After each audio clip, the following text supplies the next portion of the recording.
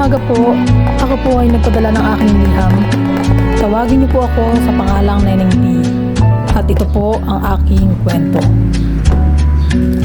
Nagtinda po ako ng burger upang makapag-aral. Ngunit pinagtawanan po ako. Pinahiya ng guro. Pinagbawal sa paaralan. Yun nga po umuwi na lamang po akong luhaan. Sabi pa sa akin ng nanay ko, tigilan mo na yan anak. Ipinanganak tayong mahirap. Mamamatay tayong mahirap. Nanghina po ako. Tumigil po ako. Hanggang sa isang gabi, bumalik na naman yung mga problema. Nagising na lamang ako sa patak ng ulan sa aking pisngi.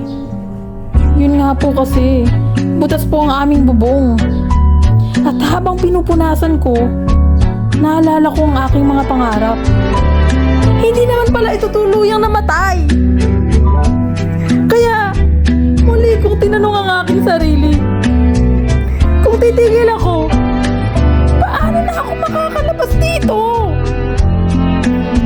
Kaya yun nga po, bumalik po ako.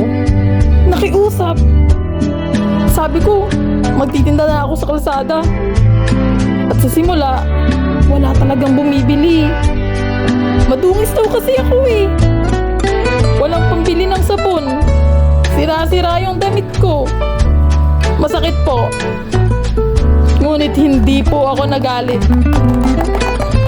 Nakiusap po ako ng may pagpapakumbaba. Pairam nga po ng malinis na damit. Para naman pagkatiwalaan nila na malinis ang aking mga paninda. May mga naawa po sa akin. Binigyan po ako. Meron pang bumili.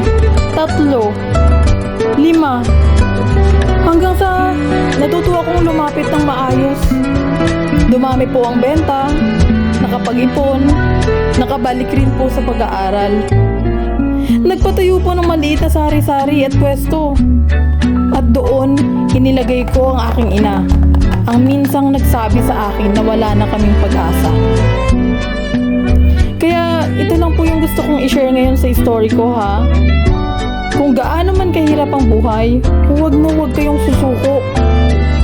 Hanggat naniniwala kayong may paraan, gagaan din ang lahat. Iyon lamang po ang aking maikling kwento. Gusto ko lamang pong i-share sa inyo para kung meron mang ibang may pinagdadaanan na katulad ng aking sitwasyon, huwag po kayong mag-alala. Laban lang. Darating ang araw, magtatagumpay po tayo. Marami pong salamat.